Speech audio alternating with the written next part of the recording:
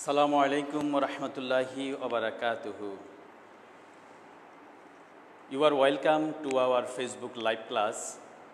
At first, I am grateful to Allah subhanahu wa ta'ala who created us and gives us opportunity to take online class in the situation of COVID-19. This is Muhammad Abdul Basit, lecturer, Chachua Haji Ali Akbar Ali Madrasa, Shanbag, Noakhali. I hope you all are very fine. I am also fine, Alhamdulillah. Today I will discuss about the topic of right form of verbs. My dear learners, we know that it is our second class on the same topic which related our previous class.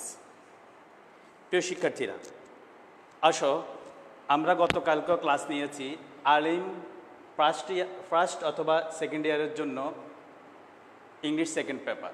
আমরা আলোচনা করেছিলাম গত ক্লাসে right form of ভার্বকে নিয়ে।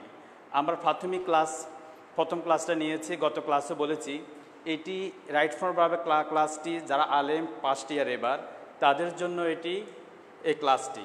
এছাড়াও যারা আলেম second ইয়ারে তোমরা আছো, তোমরা ক্লাসটি আগেও পেয়েছো, তবু তোমরা ক্লাসটা অংশগ্রহণ করতেছো বা করবে তোমাদের আরও একটু নিজেদেরকে আরও একটু রাইট ফর্ম অফ ভার্ব নিয়ে গ্রামাটিক্যাল বিষয় নিয়ে আরও একটু প্রিপেয়ার করার জন্য। আসি আমরা গতকালকে রাইট ফর্ম অফ ভার্বের ক্লাস নিয়ে আমরা একটু রিপিট করে আমরা নতুন ক্লাসে চলে যাব। প্রিয় শিক্ষার্থীরা, আমরা গতকালকে বলেছি রাইট ফর্ম অফ ভার্ব অর্থ হচ্ছে যে ভার্বের সঠিক রূপ বা প্রক্রিয়া বা গঠন নিয়ে আমরা যা আলোচনা করে তা হচ্ছে রাইট ফর্ম অফ ভার্ব। আর এটি তোমাদের ইংলিশ সেকেন্ড পার্টের 5 নম্বর প্রশ্নের 10টি খালিঘর থাকবে, খালিঘরের মাঝে প্রত্যেকটা হাফ মার্ক করে টোটাল 5 মার্ক। আসি কালকে ক্লাস আমরা একটু রিপিট করি আজকের ক্লাসকে বোঝার জন্য আরও সহজ করার জন্য। আমরা বলেছি ভার্বের ফর্ম হচ্ছে প্রথমত 6টি। সেটা কি? Base form, past form, past participle form, এরপর হচ্ছে জেরান্ড ফর্ম অর্থাৎ বেস ফর্ম প্লাস আইএনজি, তারপর হচ্ছে টু প্লাস বেস ফর্ম মানে ইনফিনিটিভ ফর্ম, এরপর আমরা বলেছি এস বাই এস ফর্ম। এছাড়া আমরা বলেছি রাইট ফর্ম ভার্ব করার ক্ষেত্রে আরও যে ভার্বের ফর্মগুলো আমাদের জানা প্রয়োজন হয় সেগুলো হচ্ছে যেমন অক্সিলারি ভার্ব আমরা 3 ভাগ করেছি, সেগুলো কি? To be verb, to have verb, to do verb. এছাড়া আমরা বলেছি অক্সিলারি ভার্বগুলো আমাদের কাজে লাগে, মডেল অক্সিলারি ভার্ব, সেটা আমরা বলেছি মডেল অক্সিলারি ভার্বগুলো রাইট ফর্ম ভার্বের ক্ষেত্রে অনেক বেশি কার্যকর এবং প্রযোজ্য। তো আমরা আসি গতকালকে এরপর আমরা দুটো উদাহরণ দিয়ে আমরা রাইট ফর্ম অফ ভার্বকে নিয়ে আমরা সম্যক ধারণা নিয়েছি। আজকে আমরা আরেকটু বিস্তারিত আমরা কিছু উদাহরণের আকার আমরা শুধু রুল না পড়ে আমরা প্র্যাকটিক্যাল পড়ব। সেটা কীভাবে? গতানুগতিক কোনো রুল মুখস্থ করব না, আমরা প্র্যাকটিক্যালভাবে আমরা গ্রামার শিখব। সেটা কীভাবে? আমরা উদাহরণ দিব, উদাহরণের আলোকে আমরা নিজেদেরকে তৈরি করে নিব কীভাবে রাইট ফর্ম ভার্ব আমরা করতে পারি। সেই সাথে সাথে আমরা হয়তো রুলগুলো একটু আমরা আলোচনা করব। তোমাদেরকে আমি আরেকটু বলে নিচ্ছি, আজকের আমাদের এই যে অনলাইন ক্লাস আলিম বা এইচএসের শিক্ষার্থীদের জন্য রাইট ফর্ম অফ ভার্ব, এটি তোমাদের শুধু পরীক্ষা পাশের জন্য নয়, তোমাদের মনে করতে হবে তোমরা সামনে হয়তো মেডিকেল, বুয়েট অথবা ইউনিভার্সিটি ভর্তি পরীক্ষা দিবে, সেখানে তোমাদের জন্য রাইট ফর্ম অফ ভার্ব খুবই গুরুত্বপূর্ণ একটি অধ্যায়। তো আসি আমরা ক্লাসের আমরা আমাদের মূল ক্লাসে চলে আসি। আমরা আসি যদি আমরা একটা উদাহরণ আমি লিখছি।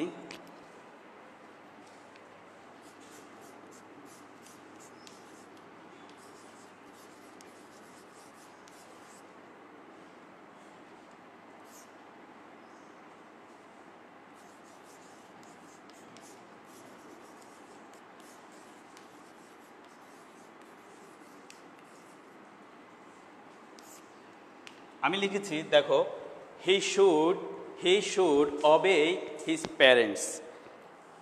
He should অবে his parents. এখন আসো আমাদের কাজ হচ্ছে এটাই, অর্থাৎ এই ভার্বকে আমরা এখন শুদ্ধ করব। তার উচিত আনুগত্য করা, মেনে চলা, আদেশ নির্দেশ মেনে চলা হিজ প্যারেন্টস, তার পিতামাতা। তাহলে আসো এখানে আমরা রাইট ফর্ম ভার্বটা কী করব? আমরা জানি যে আমাদের এখন খেয়াল করতে হবে, আমরা গতকালকে আমরা যে ভার্বের 6টি ফর্ম সহ আরও 4টি ফর্ম বলেছি, দেখি আমরা এখানে কোন ফর্মের মাঝে এই বাক্যটি পড়ে। আমরা যদি তাকাই এই বাক্যটা শুটটি হচ্ছে মডেল অক্সিলারি ভার্ব। শুটটি কোন ভার্ব? Modal auxiliary verb. তাহলে আমরা পেয়ে গেলাম আমরা সর্বশেষ যে ভার্বটা নিয়ে আলোচনা করেছি, আজকে আমরা উদাহরণ কিন্তু সেটা দিয়ে শুরু করেছি। অর্থাৎ আমাদের গত ক্লাস যারা দেখেছো বা ক্লাসে অ্যাটেন্ড করেছো তাদের জন্য আজকে ক্লাসটি বুঝতে অনেক সহজ হবে। Without previous days of our class, আমাদের গত ক্লাস ছাড়া আজকে যারা অ্যাটেন্ড করবে তারাও বুঝবে, কিন্তু একটু বুঝতে কঠিন হতে পারে। তো আমরা বলবো যারা এই ক্লাসে তোমরা দেখতেছো বা অংশগ্রহণ করেছো, তোমরা আমাদের গত ক্লাসটা অবশ্যই অংশগ্রহণ করবে যারা অংশগ্রহণ করো নাই বা দেখো নাই। এরপর আসো কি বলছি, তাইলে এটা হচ্ছে আমাদের মডেল ভার্ব। আমরা যে ভার্বের ফর্মগুলো বলেছি ওই ফর্মগুলোর সর্বশেষ ফর্ম, সেটা কি মডেল বা সেমি মডেল অক্সিলারি ভার্বস। তাহলে আমরা আসি মডেল ভার্বগুলো কি কি আমরা বলছি shall, should, will, would, can, could, may, might, ought, others, আরও অন্যান্যগুলো। তো এখানে এগুলোর মাঝে আমাদের সেকেন্ডটা আসছে শুড। তো এখানে রুলটা হচ্ছে কি, যদি রাইট ফর্ম ভার্বের ক্ষেত্রে যদি মডেল বা মডেল অক্সিলারি ভার্বগুলো আসে তাহলে ভার্বটি হবে বেস ফর্ম। আমরা প্রথম বলছি ভার্বের যে প্রথম ফর্মটি সেটা হচ্ছে কি বেস ফর্ম। প্রিয় শিক্ষার্থীরা, তোমরা একটা জিনিস খেয়াল করো, আমরা গত ক্লাসে আমরা সর্বশেষ 9 নম্বর যে ফর্মটি নিয়ে আলোচনা করেছি, আর সে ফর্মটি হচ্ছে কি এই অর্থাৎ ভার্বের যে রূপটি, সে রূপটি হচ্ছে কি বলছি আমরা যে মডেল বা সেমি মডেল অক্সিলারি ভার্ব। তাহলে এবার আসি, এই মডেল বা সেমি মডেল অক্সিলারি ভার্ব আসলেই এখানে ভার্বের রূপ কী হবে, অর্থাৎ ভার্বের রূপটি হবে এখানে বেস ফর্ম। বেস ফর্ম কি একদম প্রথম ফর্মটা যে মূল রূপ থাকবে বা যাকে আমরা প্রেজেন্ট ফর্মও বলে থাকি। তাহলে এখানে চেঞ্জ করলে কি হবে, হি শুড, ওবেটের তিনটা রূপ, present form, past form, past participle form, obey, obeyed, obeyed. কিন্তু এখানে obey present form base form আছে, অর্থাৎ এখানে পরিবর্তন হবে না, এখানে অবে যেভাবে আছে সেভাবে থাকবে।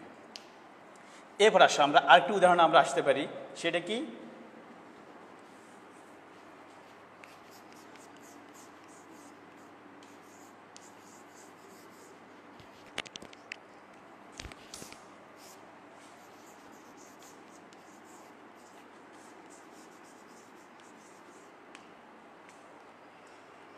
আমরা কি দেখছি, হি ড্যাশ নট গো দেয়ার, অর্থাৎ ড্যাশ বলতে বলেছি এখানে ভার্বটি হচ্ছে need. He need not go there. Okay, তাহলে কি লিখছি, অর্থ কি হি নিড নট গো দেয়ার, তার এখানে যাওয়ার কোনো প্রয়োজন নাই। এখন আসো আমরা কি বলেছি এখানে,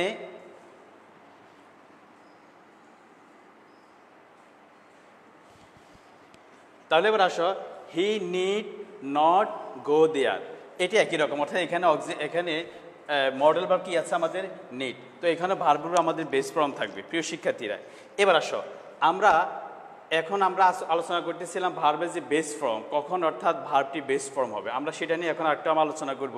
এরপর আসো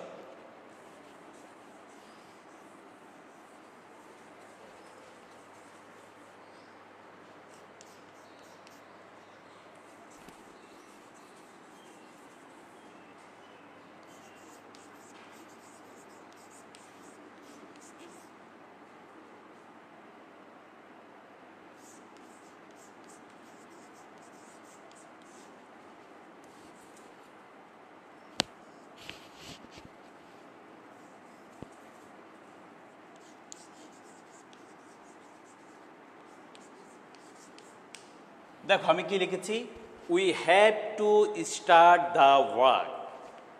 আমি আবারও বলছি তোমাদেরকে, আমরা রুল দিয়ে গ্রামার শিখছি না, আমরা উদাহরণ দিয়ে একটা প্র্যাকটিক্যালভাবে আমরা গ্রামার শিখছি, যাতে গ্রামারটা আমরা আজকে শিখবো, আমাদের পরবর্তী ইউনিভার্সিটি ভর্তি পরীক্ষা, জব পরীক্ষা, বা নিজে যখন ক্লাস নিব, বা নিজে যখন ইংলিশে কথা বলবো, বা রাইটিং করবো, স্পিকিং করবো, আমরা IELTS করবো, সবখানে যাতে আমরা এটাকে কার্যকর করতে পারি। আমরা এখানে আমরা গতানুগতিক ধারায় আমরা রুল মুখস্থ করবো, আমরা উদাহরণ দিয়ে শিখবো, তাহলে এটা আমাদের মেমোরিতে সবচেয়ে বেশি আমাদের লোড হবে। প্রিয় শিক্ষার্থীরা দেখো কি লিখেছি, we have to start the work. এখন আসো এখানে রুলটি কি হবে, একটু তোমরা লিখতে পারো, এটি হয়তো বাক্যে যদি, অর্থাৎ সেন্টেন্স যদি have two,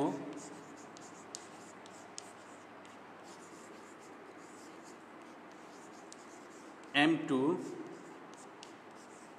is to, are to ইত্যাদি আরও আছে এভাবে,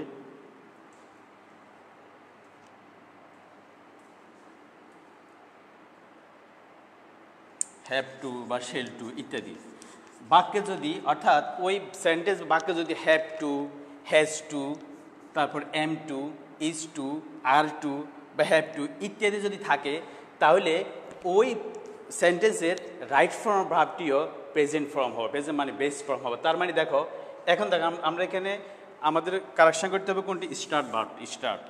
এখন দেখো স্টার্ট ভার্বটি কোন রূপ আছে, এই জন্য তোমাদেরকে আমি আবারও বলবো প্রত্যেকটা ভার্বের 3টি রূপ আমরা জানি, যেটা আমার ভাষায় আমরা জানি প্রেজেন্ট ফর্ম বা base form, past form, past participle form. এগুলো আবার স্ট্রং 2 ভাগে ভাগ করেছে ভার্বগুলো, strong verb, weak verb. Strong verb এবং উইক ভার্বের 3টি রূপ নিয়ে তোমাদেরকে অবশ্যই ধারণা থাকা দরকার। তাহলে আসো স্টার্টের 3টা রূপ কি, start, present form, past form started, past participle form started. তো দেখো আমরা যদি বলেছি যদি বাক্যে রাইট ফর্ম ভার্বের ক্ষেত্রে have to, has to, am to, is to, are to, have to বা শেল টু ইত্যাদি থাকে, তাহলে ওই বাক্যের ওই রাইট ফর্ম ভার্বটি হবে বেস ফর্ম বা প্রেজেন্ট ফর্ম। তাহলে আসো এখানে স্টার্টটা কি, এই স্টার্টটা কোনো পরিবর্তন হবে না, অর্থাৎ এটাও থাকবে একই রকম স্টার্ট। বাকিটা আমরা যেভাবে সেভাবে লিখে দেবো, খালি করা স্টার্ট, স্টার্ট হবে। আসো এবার আসো আর কিছু আছে এখানে, যে এখানে বাক্যের বেস ফর্ম থাকবে, ভার্বের বেস, যেমন had better, would better, would rather, had better, would rather. যদি এই জাতীয় মডেলগুলো থাকে সেখানেও ওই রাইট ফর্ম ভার্বের রূপ হবে বেস ফর্ম অর্থাৎ মূল ফর্ম। এরপর আসো আমরা তাহলে শিক্ষার্থীরা আমরা আমাদের এই ক্লাসটি একটু মেমোরাইজ করি। আমরা এই প্রথম রুলগুলো, প্রথম এক্সাম্পলগুলোতে আমরা শিখেছি কখন বাক্যের বেস ফর্ম অর্থাৎ রাইট ফর্ম ভার্বের ক্ষেত্রে ভার্বটি বেস ফর্ম বা প্রেজেন্ট ফর্ম হবে, আমরা সেটা জেনেছি। এবার আসো আমরা 2 নম্বরে আমরা দ্বিতীয় উদাহরণগুলো দিব, সেটি হচ্ছে অর্থাৎ কখন বাক্যে ভার্বটি ফার্স্ট পার্টিসিপল হবে,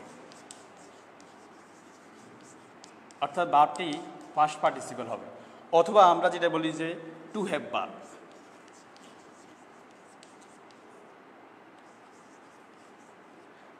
টু হ্যাভ ভার্ব, দেখো আমরা গতকালের ক্লাসে আমরা ভার্বের যে ফর্মগুলো আলোচনা করেছি, সেখানে আমরা প্রথম 6 প্রকারের মাঝে আমরা 3 নম্বর ফর্মটি আলোচনা করেছি যে ভার্বের একটি রূপ হচ্ছে পাস্ট পার্টিসিপল ফর্ম হবে।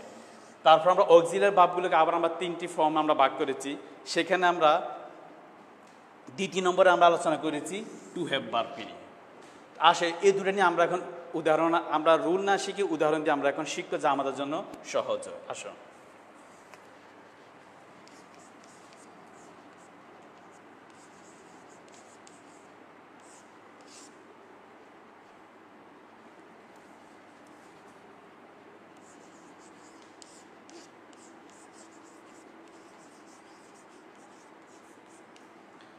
শিক্ষার্থীরা আসো, আমি লিখেছি I have do the work, আমি কাজটি করবো, I have do the work, আমি কাজটা করেছি। এখন দেখো এই বাক্যে এটি কোন টেন্স, তাহলে আমরা দেখেছি এটি প্রেজেন্ট পারফেক্ট টেন্স, যেহেতু এখানে হ্যাভ আছে, তাহলে হ্যাভটা আমরা এখানে এখন দেখো হ্যাভটা এখানে কি আমরা বলছি টু হ্যাভ ভার্ব হইতে পারে অথবা ফার্স্ট পার্টিসিপল, যেটা হোক এখানে এই ক্ষেত্রে ভার্বের রূপ হবে পাস্ট পার্টিসিপল। তাহলে এখানে হ্যাভ হচ্ছে অক্সিলারি ভার্ব আর এখানে ডু হচ্ছে ভার্ব। তাহলে আমরা জানলাম যে পাস্ট পার্টিসিপল ফর্ম, ভার্বের ফার্স্ট পার্টিসিপল ফর্ম কখন হবে, তোমরা একটু নোট করে নিতে পারো যে বাক্যে যখন অর্থাৎ সেন্টেন্স যখন হ্যাভ, হ্যাজ, হ্যাড থাকবে অথবা টু হ্যাভ ভার্ব থাকবে, তখন সেখানে ভার্বের রূপ হবে পাস্ট পার্টিসিপল। তাহলে আমরা কি লিখবো, I have done the work, I have done the work. আর সেইভাবে আমরা আরও কিছু উদাহরণ দিতে পারি। আমরা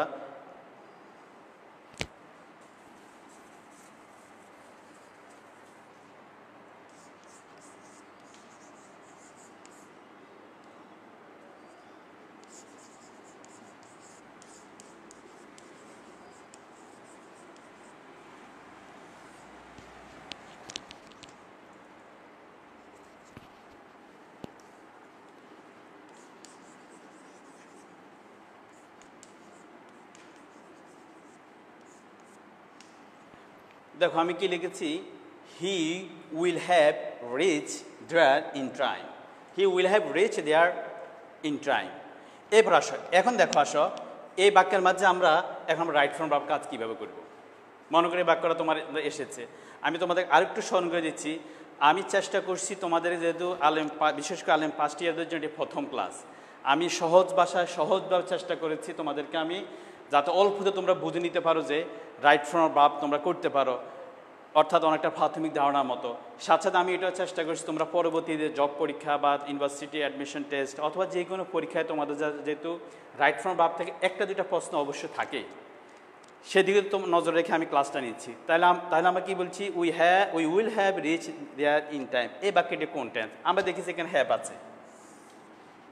এখন two have verb, auxiliary verb যাই বলি বা তাহলে যখন হ্যাভ থাকে তখন ওই বাক্যে ওই ভার্বটি রাইট ফর্ম ভার্বের ক্ষেত্রে ওই ভার্বটি পাস্ট পার্টিসিপল হবে। তাহলে আমি একটু আগে বলছি আমাদের তিনটি ফর্ম অবশ্যই জানতে হবে, যে ভার্বের তিনটি বেস ফর্ম বা প্রেজেন্ট ফর্ম বলি, past form, past participle form. তাহলে রিচের তিনটি ফর্ম, সেটা কি সেটি কি রিচ, রিচড, রিচড। আমি লিখছি একটু বোঝার জন্য। অর্থাৎ এই রিচের পাস্ট ফর্ম এটি, আবার পাস্ট পার্টিসিপল ফর্ম এটি। তাহলে আমরা যেহেতু বলছি রিচের পাস্ট পার্টিসিপল ফর্ম রিচ, তাহলে আমরা এটা লিখব রিচড। কি পেলাম আমরা? He will have reach there in time. শিক্ষার্থীর আসো, এরপর আসি আমরা আরেকটা উদাহরণ আমরা আসি।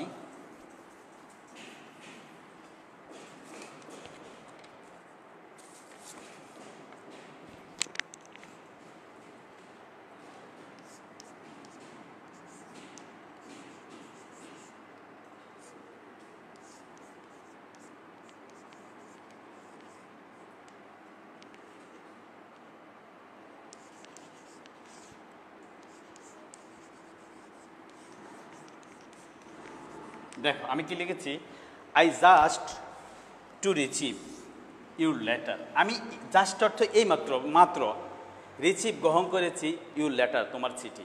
এখন আসো আমাদের দেখতে হবে বাক্যটা কোন টেন্স বা কি অর্থ প্রকাশ করেছে। এখন আসো, আমরা গত ক্লাসে বলেছি যে টেন্সটা তোমার প্রত্যেকটা চ্যাপ্টারে টেন্স তোমাকে সহযোগিতা করবে, টেন্স প্রয়োজন হবে। এখন অর্থগুলি কী হয়, আমি এই মাত্র তোমার চিঠিটা আমি গ্রহণ করেছি। তাহলে আমরা যদি প্রেজেন্ট পারফেক্ট টেন্সের সঙ্গে আসি, সেখানে কি বলা আছে, কোনো কাজ মাত্র শেষ হয়েছে কিন্তু ফলটা এখনও বিদ্যমান। যেন আমি আমার বাসায় প্রায় ক্লাসগুলো বলে থাকি, মনে করো তুমি খাবার খেয়েছো, খাওয়াটা শেষ কিন্তু তোমার খাওয়ার টেস্টটা এখন তোমার জিহ্বায় পাওয়া যাচ্ছে, এটি হচ্ছে প্রেজেন্ট পারফেক্ট টেন্স। অর্থাৎ খাওয়ার নামক কাজটি তোমার শেষ কিন্তু খাওয়ার যে টেস্ট, ফলটা এখনও বিদ্যমান, সেটাই পাস্ট পারফেক্ট টেন্স। তাহলে এখন এটা আমি বোঝার জন্য বলেছি। এবার আসলে আমরা একটা রুল আলোচনা করে যাই।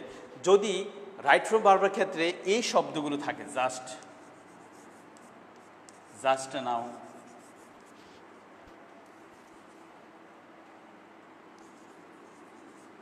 Ever, never, yet, not yet, already, recently।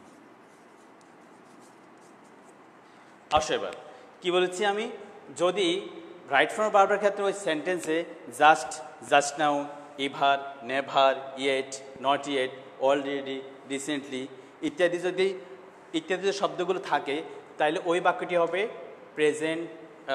Present perfect tense. এখন আসো আমি আবারও বলছি, একটু আগে বলছি যে কাজটি শেষ, ফল এখনো বিদ্যমান, এটি হচ্ছে প্রেজেন্ট পারফেক্ট টেন্স। এখন দেখো শব্দগুলো দেখলে বোঝা যায় এই শব্দগুলো কখন ব্যবহার, কোনো কাজ এই এক্ষুনি হয়েছে, ফল এখনো বিদ্যমান। জাস্ট নাও, এক্ষুনি, এবার, কখনো, নেবার, কখনো না, yet, not yet, already, recently, এই সবগুলো শব্দ ব্যবহার হয় এই সম্প্রতি, অলরেডি, মাত্র কোনো কাজ এই অলরেডি। আমরা স্বাভাবিক একটা কথা বলি না, অলরেডি মানে কি, এই কাজটা হয়ে গেছে, অলরেডি মানে হয়ে গেছে। অর্থাৎ আমরা ইংলিশ শব্দ অনেক বাংলার মতো আমরা আমাদের ল্যাঙ্গুয়েজে, বডি ল্যাঙ্গুয়েজ আমরা ব্যবহার করি অনেক ক্ষেত্রে। তাহলে আমরা পেলাম এই বাক্যে তাহলে টু রিসিভ, অর্থাৎ এই রিসিভ ভার্বটাকে আমাদের এখন পরিবর্তন করতে হবে। তাহলে আমরা বলি রিসিভ অর্থ গ্রহণ, এই রিসিভটা হচ্ছে কি প্রেজেন্ট ফর্ম বা বেস ফর্ম, এটা ফার্স্ট ফর্ম কি রিসিভড, অর্থাৎ ডি যোগ হবে, তাহলে ফার্স্ট ফর্ম ডি হবে, পাস্ট পার্টিসিপল ফর্মও ডি অ্যাড হবে। তাহলে এটা কী হবে, আমরা টু উঠে ফেলবো এখানে রিসিভড, এখানে আরেকটা জিনিস হবে আমাদের যেহেতু এটা প্রেজেন্ট পারফেক্ট টেন্সে ব্যবহার হবে, এখানে আমাদের প্রেজেন্ট পারফেক্ট টেন্সে অক্সিলারি বসাতে হবে। এটা কীভাবে বসাবো, তাহলে হবে I have just received your letter. প্রিয় শিক্ষার্থীরা, অবশ্যই এটা খেয়াল করতে হবে। আমি আবারও বলছি, তোমাদের টেন্সে দিয়ে তাকাইতে হবে। যেহেতু এটা প্রেজেন্ট পারফেক্ট টেন্স, তাহলে অবশ্যই যাতে তোমরা শুধু ভার পরিবর্তন করবে, অবশ্যই ফার্স্ট পার্টিসিপাল ফর্ম হবে। কিন্তু এখানে শুধু বলে না যে ফার্স্ট পার্টিসিপাল ফর্ম, এটা প্রেজেন্ট পারফেক্ট টেন্স হবে, বড় কথা এটাই। তাহলে প্রেজেন্ট পারফেক্ট টেন্স অক্সিলারি এখানে হ্যাভ বসবে। হ্যাভ কেন বসছে? যেহেতু আই এর সাথে আই হচ্ছে first person singular, first person singular সাথে হ্যাভ বসে, অন্য সব বা অন্য ক্ষেত্রে হ্যাজ, আবার থার্ড পার্সন সিঙ্গুলার সাথে হ্যাজ বসাবে। তাহলে এখানকে আবার হ্যাজ বসে আবার ভুল করো না। তাহলে আমরা কি লিখলাম? I have just receive your letter. এরপর আসো, আমি তোমাদেরকে এখন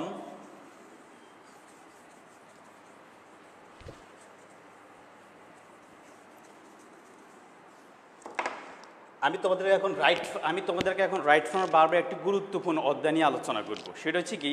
কন্ডিশনাল।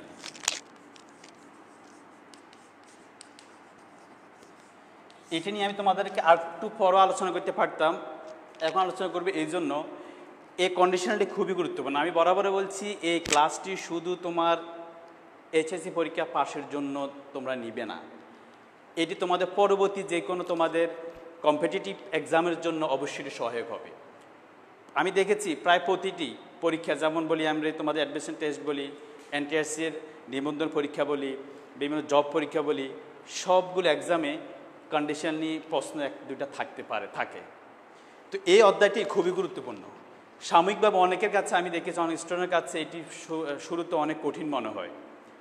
তো আসলে কঠিন না। আমি সামান্য 3টা উদাহরণ দিয়ে তোমাদের আমি কন্ডিশনটি আলোচনা করবো, তোমাদের জন্য সহজ হবে। এখন দেখো, এগুলো বলে ইফ কন্ডিশনাল। ইফ অর্থাৎ শর্তযুক্ত। যদি তুমি ওইটা করো আমি সেটা করবো, যদি তুমি এটা করতে পারতে তাহলে এটা হতো।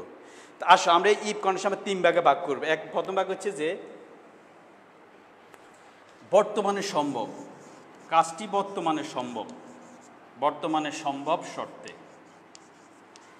আমি আবারও বলছি, গতানুগতিক কোনো উদাহরণ দিয়ে রুল দিয়ে তোমাদের গ্রামার শেখাচ্ছি না, আলোচনা করছি বুঝে, অর্থাৎ যা তোমরা বুঝে ক্লাস করতে পারো। আর তোমরা যাতে ল্যাঙ্গুয়েজগুলো, সেন্টেন্সগুলো তোমরা তোমাদের দৈনন্দিন কথায় ব্যবহার করতে হবে, সেই জন্য আমি বুঝানোর জন্য চেষ্টা করছি, উদাহরণ দিয়ে বোঝানোর চেষ্টা করছি, রুল লিখছি না আগে। বর্তমানে সম্ভব শর্তে। আসো এই বাক্যগুলি কীভাবে হবে? আমরা জানি ইফ কন্ডিশনগুলোতে ক্লজ থাকবে 2টা, আমার বাক্যে 2টো অংশ থাকবে। তাহলে এই অংশের প্রথম অংশ যদি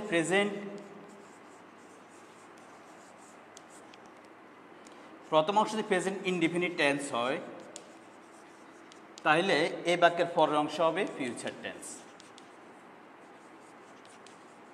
দেখো, টেন্স ছাড়া আমরা গ্রামারের কোনো কিছু আমরা আগাতে পারছি না, আমরা অগ্রসর হতে পারছি না।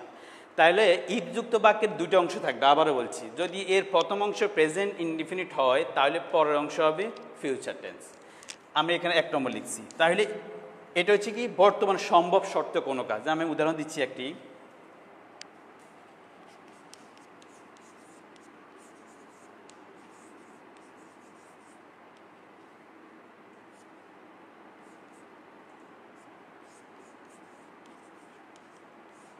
দেখো, ইফ হি কাম, যদি সে আসে, আই গো, আমি যাব। এখন দেখেন শর্ত। তাহলে আবার বলছি, যে বর্তমানে সম্ভব শর্ত আমি বলছি। তাহলে যদি সে, এটা বর্তমানে কাজ, যদি সে এখন আসে তাহলে আমি যেতে পারবো। তাহলে এবারে আমরা কি করব? তাহলে আবারও বলছি, এবারে গিয়ে প্রথম অংশ যদি প্রেজেন্ট ইনডিফিনিট টেন্স, আমরা দেখেছি এই বাক্যের প্রথম অংশ প্রেজেন্ট। ইফ হি কাম, এটা প্রেজেন্ট ইনডিফিনিটটা। যদি তা আমরা ইফ বাদ দিয়ে আপাতত হি কাম, সে আসে। আর ইফ যেহেতু শর্ত, ইফ আমরা আপাতত বাদ দিয়ে দিলাম, হি কাম, সে আসে, আই। তাহলে আমরা কি করবো? যদি বলছি প্রথম অংশ প্রেজেন্ট ইনডিফিনিট টেন্সের রুল, তাহলে পরের অংশ হবে ফিউচার টেন্স। তাহলে এখানে কি হবে? আমরা শেষ অংশ পরিবর্তন করি, আই শেল বা উইল গো। এখন আসো, তাহলে আমরা আগের অংশে কি লিখবো? লিখি আগের অংশ। এখানে একটা পরিবর্তন হইতে পারে, ইফ হি কেম। কেমটা কি পরিবর্তন? কামস হবে। কেন আমি বলছি if he comes I shall গো। যদি সে আসে, আই শেল গো, আমি যাব। তাহলে অবশ্যই এটা বর্তমানে সম্ভব। যদি তুমি এখন আসো বা সে আসে, তাহলে আমি যাব। অর্থাৎ কাজটা শর্ত দিয়ে দিয়েছে, তুমি আসলে আমার পক্ষে যাওয়া সম্ভব। শিক্ষার্থীরা এবার আসো। এখন দেখো, খেয়াল করতে হবে, শুধু তোমাদের যেখানে রাইট ফর্ম ভার্বে খালি ঘর দেওয়া আছে সেটা তাকায় তো দেখবেই, সাথে তোমার আগের বাক্য এখানে পরিবর্তন হয়েছে। খেয়াল করেছো কিনা? এখন দেখো একটার সাথে গ্রামারের একটার সাথে আরেকটা রিলেটেড, অর্থাৎ তুমি একটাই বিষয়ে ভালো পারদর্শী হইতে না পারো বা সম্যক ধারণা না থাকে, পরবর্তী ক্লাস বোঝা বা পরবর্তী ক্লাসে অ্যাটেন্ড করা তোমার জন্য কষ্টকর হবে। এখন এখানে কামস কেন হয়েছে? আমরা তো অনেক শিক্ষার্থী আছে কী করে, এটাই চেঞ্জ করে দিই, এটা আর খেয়াল করে না। মারাত্মক ভুল, তোমার এই প্রশ্নটি তোমার উত্তরটি একদম হয়নি। তাহলে কামস কেন হবে? আমরা গত ক্লাসে আলোচনা করেছি, কর্তা যদি থার্ড পারসন সিঙ্গুলার হয় তাহলে ভার্বের সাথে এস বাই এস, অর্থাৎ আমাদের যে আমাদের যে আমরা যে গ্রামারের ফর্মগুলো শিখেছি, ভার্বের ফর্মগুলো শিখেছি গত ক্লাসে, সেখানে 6 নম্বর ফর্ম যে ছিল এস বা ইএস ফর্ম। দেখো এখানে এস বা ইএস ফর্মটা কাজ দিয়েছে।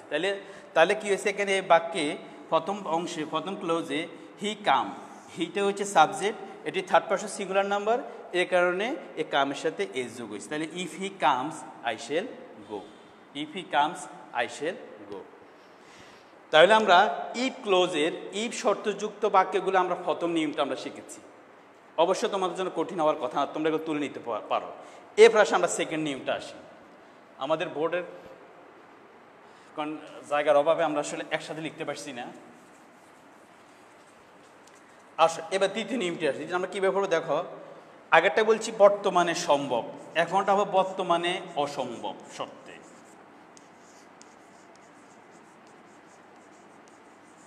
অর্থাৎ এ বাক্যে কি এখানে কি হবে, শর্ত তুমি দিতে পারো কিন্তু বর্তমানে কাজ হবে না। অর্থাৎ বিষয়টা এরকম হবে, অতীতে তুমি ওই কাজটি করলে ওইটা করা সম্ভব ছিল, অর্থাৎ শর্তটা অতীতে পালন করা সম্ভব ছিল, এখন বর্তমানে সম্ভব না।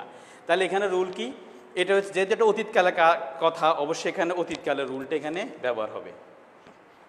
আসো ইফ, আবার বলছি ইফ যুক্ত বাক্যের দুটো অংশ। তাহলে প্রথম অংশ যদি পাস্ট ইনডিফিনিট টেন্স হয়,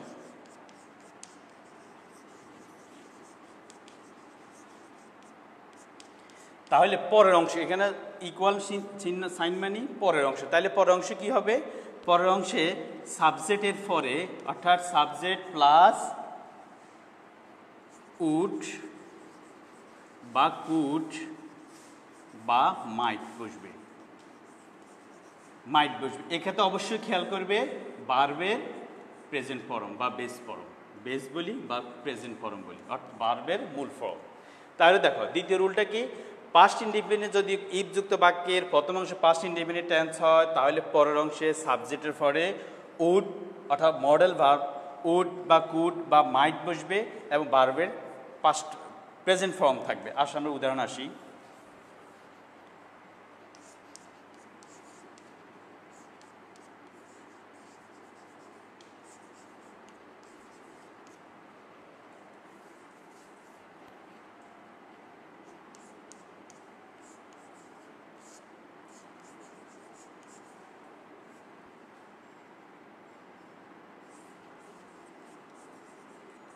দেখো কি বলছি, ইফ আই স হিম, প্রথম যদি স এখানে কি সি স সিন অর্থাৎ পাস্ট টেন্স, পাস্ট ইনডিফিনিট এটি। ইফ আই স হিম, যদি আমি তাকে দেখতাম, আই টক টু হিম, আমি তার সাথে কথা বলতাম। এখন এই বাক্যের রুলটা কি বলছি, যদি ইফ যুক্ত বাক্যের প্রথম অংশে প্রেজেন্ট পাস্ট ইনডিফিনিট হলে, পাস্ট ইনডিফিনিট টেন্স হলে পর অংশের সাথে পর অংশের সাবজেক্ট, এখানে পর অংশ কোনটা এটি, এই সাবজেক্টের সাথে কি হবে, হয় উড হবে, হয় না কুড, না হয় মাইট হবে। তো এগুলোর ব্যবহারের নিয়ম আছে, আমরা সংক্ষেপে আলোচনা করে গিয়ে এখন। তাহলে কি হবে, আইর সাথে আই উড টক, এরপরে কি বলছে ভার্বের বেস ফর্ম বা প্রেজেন্ট ফর্ম। তাহলে এখানে টক, টকে তিনটে, টক টক টকড, তাহলে এখানে টক প্রেজেন্ট ফর্ম হবে কি টক টকে। তাহলে দেখো কি লিখলাম, if I saw him I would talk to him. এখন দেখো মিলে কিনা আমাদের মানে বুঝার সাথে, বর্তমান কাজটি অসম্ভব শর্ত। ইফ আই স হিম, যদি আমি তাকে দেখতাম, I would talk to him, তাহলে আমি তার সাথে কথা বলতে, যদি আমি তাকে অতীতে দেখিতাম বা দেখিতে পারিতাম, I would talk to him, তাহলে আমি তার সাথে কথা বলিতে পারিতাম। তার মানে কি, এখন আমার পক্ষে তাকে দেখাও সম্ভব না, তার সাথে কথা বলাও আর সম্ভব নয়। প্রিয় শিক্ষার্থীরা আসো, আমরা তাহলে এই গ্রামারের ক্ষেত্রে দুটি রুল বেশি আমরা দৈনন্দিন কথা বলার ক্ষেত্রে আমরা ব্যবহার করে থাকি, কিন্তু পরীক্ষা আসার ক্ষেত্রে দুটিও আসে, একটু বেশি আসে থার্ড নম্বর রুলটা। আমরা আসো থার্ড নম্বর 3 নম্বর রুল আমরা এবার আসি।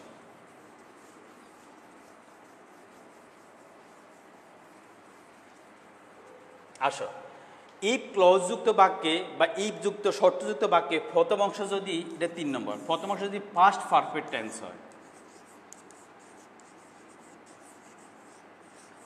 আমি আবার হচ্ছে পরের অংশ, তাহলে একই রকম পরের অংশের সাবজেক্টের পর কি হবে, উড হ্যাভ বা মাইট হ্যাভ।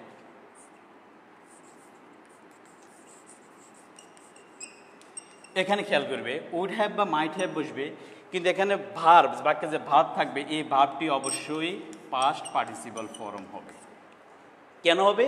যেহেতু এটা first perfect tense, perfect tense সবসময় ভার্বেরও ফার্স্ট পার্টিসিপল ফর্ম হয়। তাহলে দেখো তোমার রুল মুখস্থ করার প্রয়োজন নাই, তুমি বুঝে বুঝে পড়লে তোমার জন্য গ্রামারে কোনোটা কঠিন আর থাকে না। তাহলে কি বলছি, পাস্ট পারফেক্ট টেন্সে ই ক্লোজযুক্ত বাক্যে প্রথম অংশ যদি পাস্ট পারফেক্ট টেন্স হয়, তাহলে পরের অংশের সাবজেক্টের পরে উড হ্যাভ বা মাইট হ্যাভ বসবে, এবং ওই বাক্যে যে ভার্বটা থাকবে পরের দ্বিতীয় বাক্যে, দ্বিতীয় ক্লোজে, ওই ভার্বটি অবশ্যই পাস্ট পার্টিসিপল ফর্ম হবে। এবার আমরা একটা উদাহরণ আসি।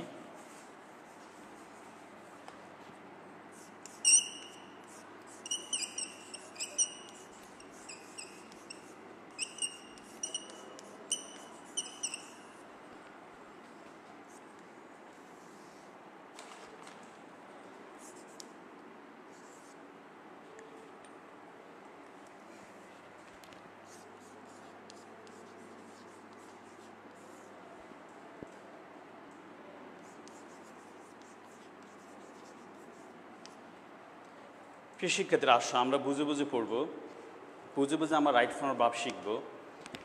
তাহলে দেখো, ইফ ক্লোজযুক্ত বাক্যের if I had been a king, তাহলে এখানে হ্যাড বিন আমরা জেনেছি এটা ফার্স্ট পারফেক্ট টেন্স, যেহেতু ফার্স্ট পারফেক্ট টেন্স অক্সিলারি ভার্বকে হ্যাড বিন, আমরা এটা সহজে চিনে গেছি, আমরা চিনতে পেরেছি অক্সিলারি ভার্ব দেখে। তাহলে এই বাক্যের পরের অংশ কী হবে, সাবজেক্টে পরের অংশ কি, হি থেকে, হি টু হেল্প দ্য পুয়ার, অর্থাৎ এখানে আমাদের কাজ করতে হবে হেল্প ভার্বের। তাহলে আমরা হেল্প ভার্বটা আমরা কীভাবে করব, এবার দেখো। আচ্ছা, অর্থাৎ এখানে কী হবে, সাবজেক্টের পরে, এখানে সাবজেক্ট কি হি, সাবজেক্টের পরে হয় উড হ্যাভ হবে অথবা মাইট হ্যাভ হবে। আমি বসাবো উড হ্যাভ,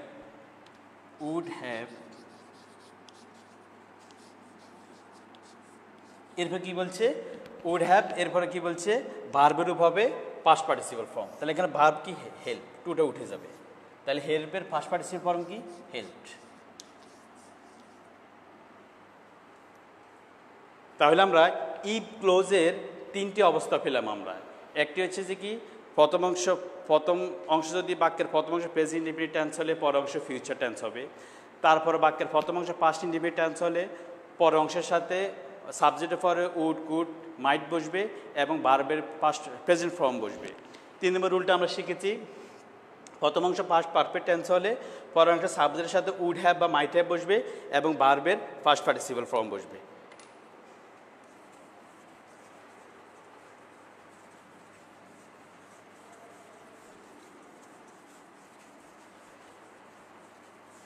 প্রিয় শিক্ষার্থীরা, আসো এবার আমরা এস বাই এস, ভার্বের এস বাই এস ফর্ম আমরা একটু আগে আমাদের আলোচনার সাথে চলে আসছে, তবু একটা আলোচনা করবো এস বাই এস, কারণ এটি গুরুত্বপূর্ণ।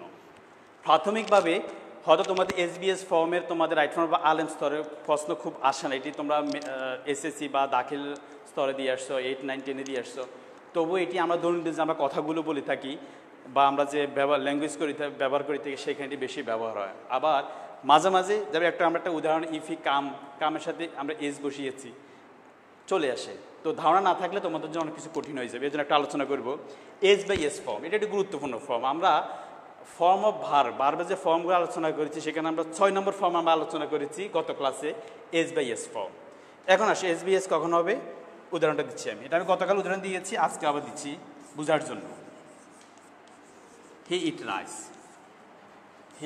রাইস, সে ভাত খায়, বা হি গো টু মাদ্রাসা।